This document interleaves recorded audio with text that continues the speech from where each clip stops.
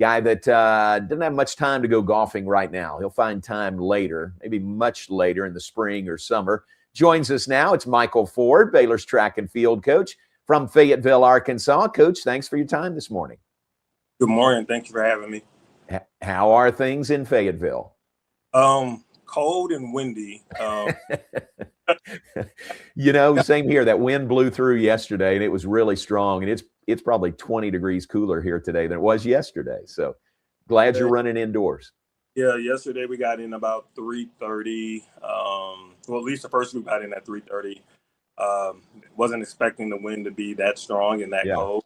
We got here, it was feeling like it was about 40 degrees, but it felt like about 29. So, oh, wow. Yeah. Well, glad you're indoors. You got 3 of your student athletes with you. Let's talk about all 3 of them and start with DeMario, who really came on, didn't he? I mean, he had a great meet out in Lubbock, the Big 12 meet, to qualify for these NCAA indoors. Yeah, he's been very consistent this whole year. I think the men's hurdle, the 60 race this year is probably the deepest field that we've had.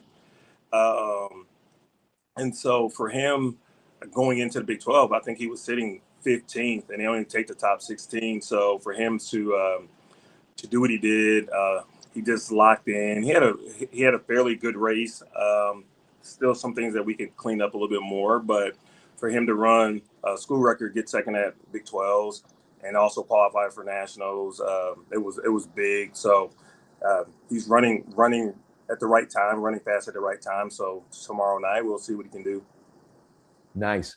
And you mentioned it there, school record, right? In one of those qualifying heats. Yeah, he actually broke the school record in the prelim, and then he lowered it again in the final. So wow.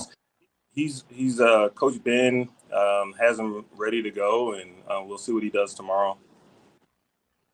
Very good. And that's the 60-meter hurdles, and that is such a that's so tight, and the margin of error has got to be really small in that event, right? Running 60 hurdles indoors.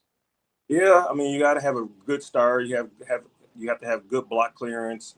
You have to have good hurdle clearance. You have 5 barriers that you need to get through as smoothly as possible. You also have to run in between the hurdles.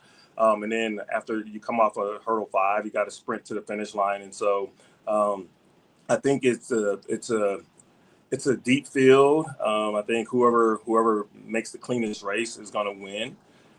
Tomorrow, like we always say, the prelim is the final, because you can't really think about Saturday because you got to get through Friday. And he understands how they qualify. So it'll be the top 2 from each prelim heat, and then the next 4 times. So either he has to be in the top 2 or he has to be really fast, a really fast third person. All right. Good luck to DeMario Prince, 60-meter hurdles. How about Tyria Kelly? What a great year she has going.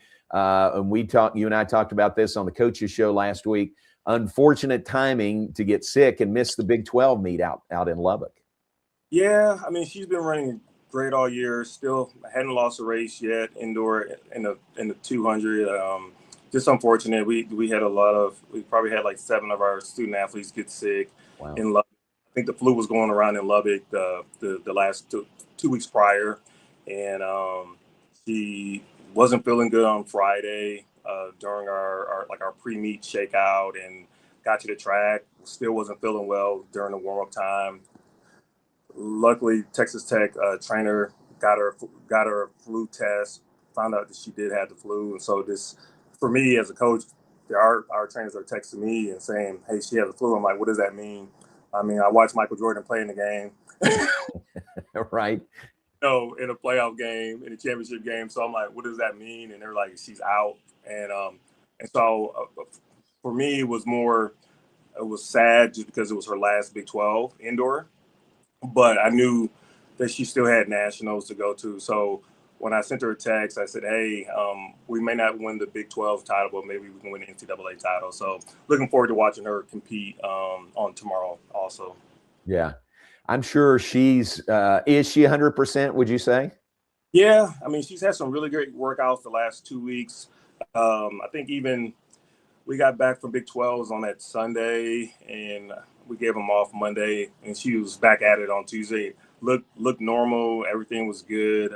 She had 2 really good workouts, one last Friday and one on Tuesday of this week. So I think she's ready to run. I think if she runs what she's been doing all year, she'll make final, and then this late, and then we just got to see how that shapes out for Saturday night. Yeah, she's had a great year. Hope she can cap it off. That'd be fun. We had Tyraya in the 1845 studios and recorded a Sikkim podcast with her that I think is up and available right now. She's delightful. She's fun. She's bubbly. She was really fun to visit with. Yeah, she came into the season. I think last year was a big eye opener for her. Her first year making nationals individually, indoor, and then outdoor. She made nationals again for the first time, and then going to the USA Championships and making it to the semifinal in the 200. I think that just opened her eyes up, and she's always had that bubbly attitude, but this year's been more, hey, if coach believes I can do certain things, then let me go ahead and do it, and just trust the process, trust God, and just keep running and trying to run fast. Very cool. Well, good luck to her, and pass along our best wishes to all three, and that includes Molly Haywood, the Big 12 champ, in the pole vault. I think she sits right now fourth nationally. Yeah, she actually came in early yesterday with myself and Coach Richards. She had a really good session yesterday. She had she cleared a couple of bars. She cleared 2 at 14.9. And then she had some good attempts at 15.1, and so I think it'll take high 14, 15 to be top 3, where I think she's very capable of doing that. She had first time we've been in Arkansas since I think Aaliyah Miller and Casey Lightfoot and Akira Nugent won nationals. So for her to get on the runways are a little faster. So she was excited about being on the runways yesterday for the first time, but I think she's going to do well. She competes on Saturday, but she looked really good yesterday. Good. I think I saw 15.1.5 is her best this year, or maybe her career best.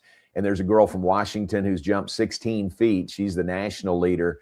So you got to be in that 15-foot range at least, don't you? Yeah. One of the Mo sisters from Washington. She's been on some U.S. teams. I think she's probably close to still being one of the world leaders in the pole vault.